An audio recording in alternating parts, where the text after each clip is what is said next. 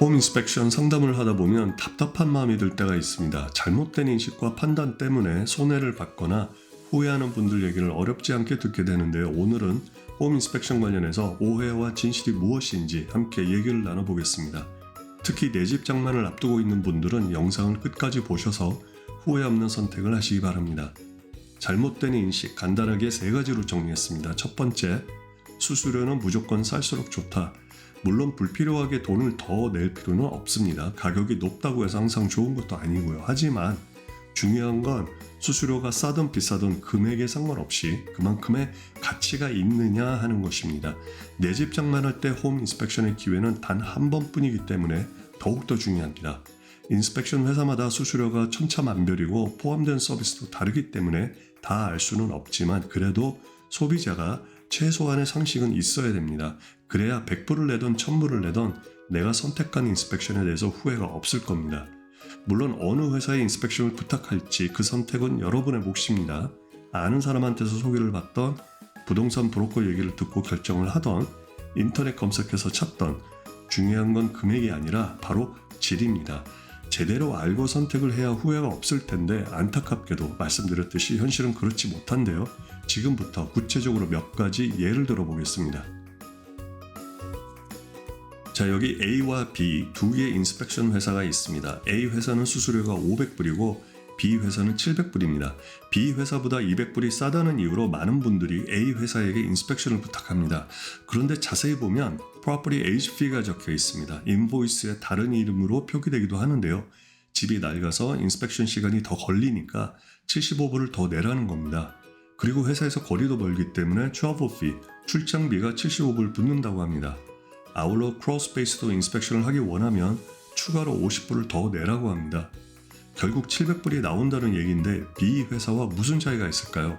차이가 있다면 A 회사는 여러분과 말장난하고 있다는 겁니다. 개인적으로 저는 이런 방식의 수수료는 소비자를 농락한다고 밖에 생각할 수가 없습니다. 집이 낡았으니까 돈을 더 내라? 그럼 새 집이면 할인해 준다는 얘기인가요? 거리가 머니까 출장비를 내라. 그럼 차로 5분 거리 안에 있는 집일 경우 수수료를 깎아준다는 말입니까? 크로스페이스도 마찬가지입니다. 추가 비용이 있다는 건 말도 안 됩니다. 왜냐하면 규칙대로 하는 회사라면 크로스페이스는 기본적으로 인스펙션을 해야 하는 겁니다. 선택이 아니라 의무인 거죠. 거기다가 예약을 취소할 경우 캔슬레이션 피 200불을 내야 한다? 여러분 인터넷 한번 검색해 보세요. 모든 인스펙션 회사가 수수료를 이렇게 공개하지 않습니다. 뒤늦게 알게 되는 경우가 너무 많습니다. A와 B 어느 회사를 선택할지는 여러분의 몫입니다. 현명하게 선택하시기 바랍니다. 두 번째 예를 보겠습니다. 마찬가지로 A와 B 두 회사가 있습니다. 이번 경우도 200불이 싸다는 이유로 많은 분들이 컴퍼니 A를 선택합니다. 그런데 잘 보면 일반인들은 알 수 없겠지만 컴퍼니 A의 경우 값 나가는 장비가 없습니다. 인프라레드 카메라는 습기 문제와 같이 육안으로 찾기 어려운 경우 사용하는 장비고요. 크로우밭은 크로스페이스처럼 접근이 불가능한 공간을 점검하기 위해서 사용하는 장비입니다. 그리고 지붕을 점검할 때 사용하는 드론도 그렇고 모두 값 나가는 장비입니다. 하지만 인스펙션을 하는데 없어서는 안 될 장비죠. 물론 브랜드마다 차이는 있지만 장비 하나가 싸게는 약 4,500불에서 10,000불 이상 나가기도 합니다. 그러니까 간단히 얘기해서 컴퍼니 A와 같은 회사는 별다른 장비 하나 없이 거의 모든 인스펙션을 육안으로만 한다라고 이해하시면 될 것 같습니다. 실제로 이런 회사가 있는지 궁금하실 텐데요. 생각보다 의외로 많습니다. 3개 장비 중에 하나만 있는 회사도 있고 2개 있는 회사도 있고 천차만별입니다. 인스펙션을 제대로 하려면 이 외에도 많은 장비가 필요한데요. 간단히 3가지만 꼬집어서 예를 들은 겁니다. 장비는 많으면 많을수록 인스펙션 하는데 도움이 됩니다. 고가 장비라면 더더욱 좋고요. 어느 회사를 선택할지는 바로 여러분의 몫입니다. 현명하게 잘 판단하시기 바랍니다.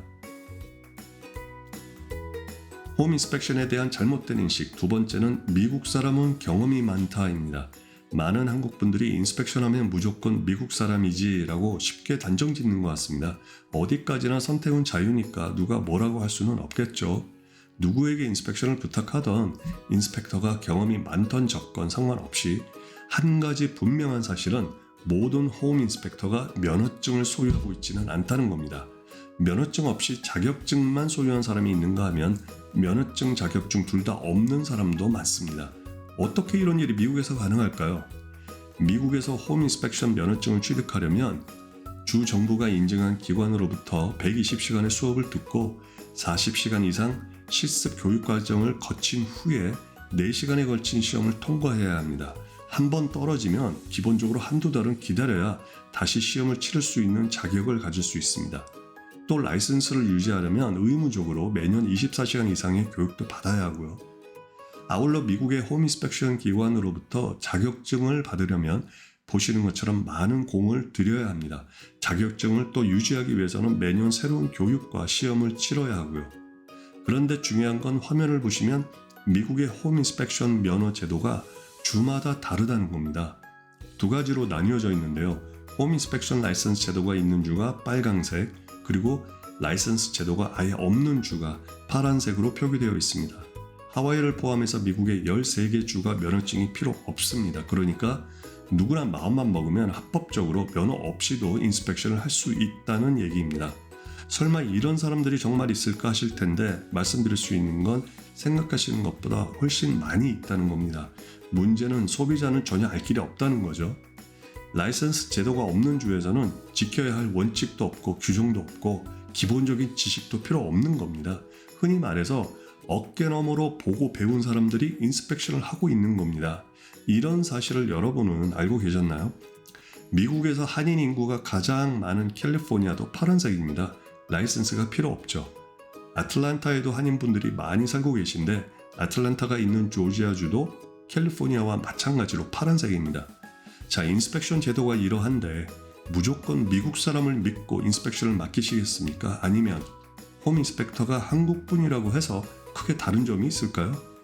미국 사람이든 한국 사람이든 상관없습니다. 중요한 건 라이선스 제도가 있는 주든 아니든 최소한 면허증은 있는 사람인지 미국 인스펙션 협회로부터 자격증은 받은 사람인지 분명히 확인할 필요가 있다는 겁니다. 여기서 그럼 실제로 홈 인스펙터라고 자칭하는 분들의 실태를 몇 가지 예를 들어서 말씀드리겠습니다. 자, 화면 보시면 인스펙터 A와 인스펙터 B 두 사람이 있습니다. 두 사람 모두 면허 제도가 없는 주에서 인스펙션을 하고 있습니다. 캘리포니아를 예로 들어보죠. 설명드렸듯이 캘리포니아에서 면허 없이도 인스펙션이 가능합니다. 그래서 인스펙터 A는 없는 거고요. 반면에 인스펙터 B는 다양한 면허증과 자격증이 있습니다. 실제로 같은 주라고 하더라도 이렇게 두 분류의 인스펙션 회사들이 많이 있습니다. 여러분이라면 어느 쪽의 홈 인스펙션을 부탁하시겠습니까?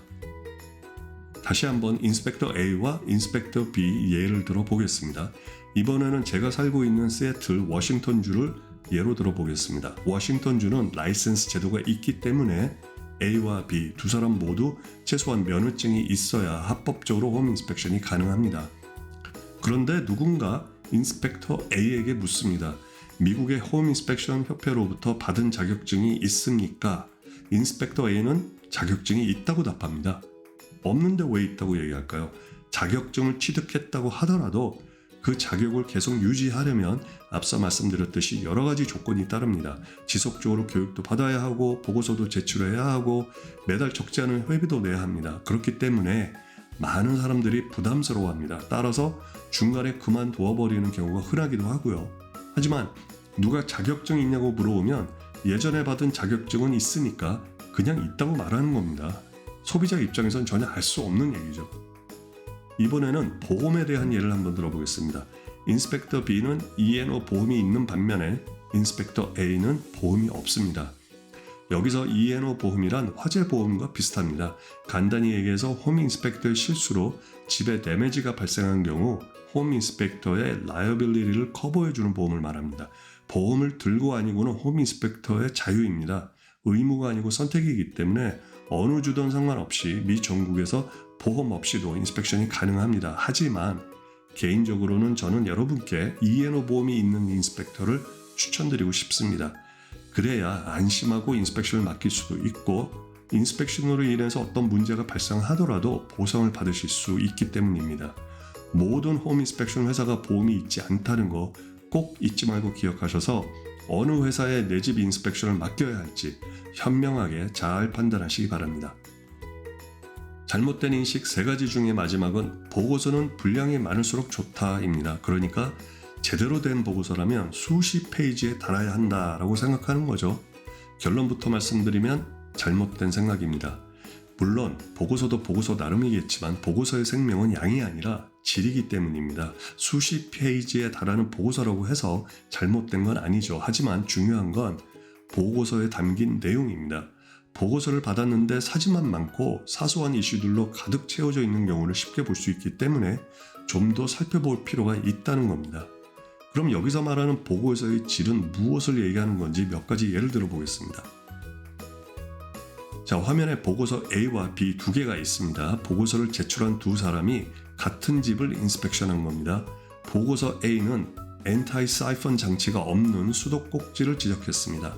엔타이-사이폰이라고 하면 호수를 통해서 더러운 물이 배수관으로 역류되지 않도록 방지하는 기능을 말하는데요. 각 주마다 차이는 있지만 제가 살고 있는 워싱턴주의 경우 새로 배수관을 설치할 때 의무적으로 이 장치가 있는 수도꼭지를 꼭 사용해야 합니다. 보고서에 필요한 내용이죠. 반면 보고서 B는 감전사고 예방에 대한 문제를 지적했습니다. 일렉트리컬 패널 내부 사진인데요. 자세히 보시면 두 개의 서킷 브레이커 공간이 비어 있습니다. 이런 경우 낙아웃 플레이트 혹은 필러 플레이트라고 해서 감전 방지를 위한 플라스틱 커버를 반드시 설치하도록 되어 있는데요. 비어 있기 때문에 문제가 되는 겁니다. 자칫 방심하면 큰 사고로 날 수 있기 때문에 인스펙션 할 때 절대 놓쳐서는 안 되는 부분입니다. 여러분이라면 보고서 A 받고 만족하시겠습니까? 아니면 보고서 B를 더 선호하시겠습니까? 질이 중요하다고 말씀드렸는데 이해가 좀 되시나요? 예를 하나 더 들어보겠습니다. 마찬가지로 A와 B 두 보고서가 있습니다. 같은 집을 인스펙션한 거고요. 보고서 A는 엑스펜션 탱크가 기울어져 있는 문제를 지적했습니다. 이런 경우 퍼너스에 연결된 파이프에 텐션이 가기 때문에 보고서에 어울린 것 같습니다. 하지만 심각한 문제는 아니죠. 보고서 B는 퍼너스 가동 시 하단에 있는 블로어와 연결된 부분이 미흡해서 공기가 밖으로 새고 있는 문제를 지적했습니다. 이런 상태로 방치해두면 어떤 문제가 발생할까요? 기본적인 에어 서플라이가 제대로 공급되지 못하면 그만큼 퍼너스는 비효율적일 수밖에 없을 겁니다.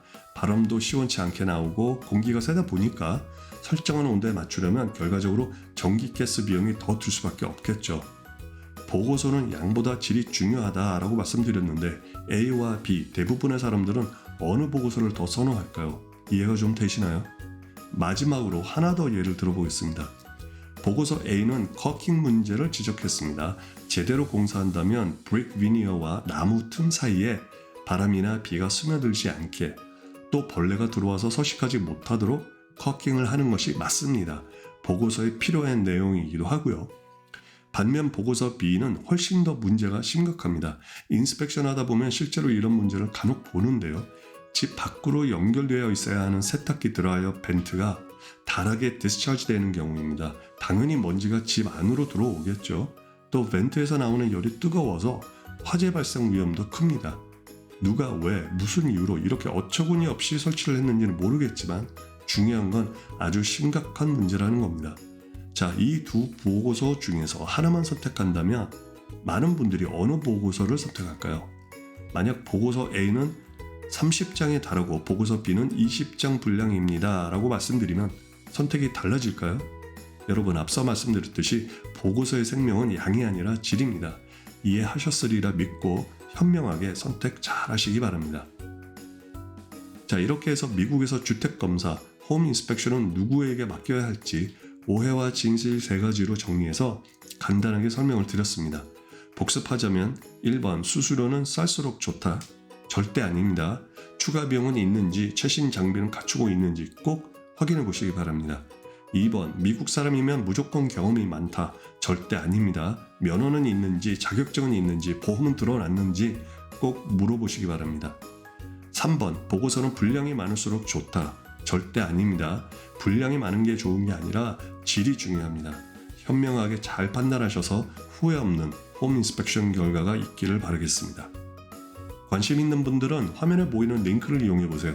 홈 인스펙터의 이름만 알면 그 사람의 자격증과 면허증 정보를 직접 조회할 수 있습니다.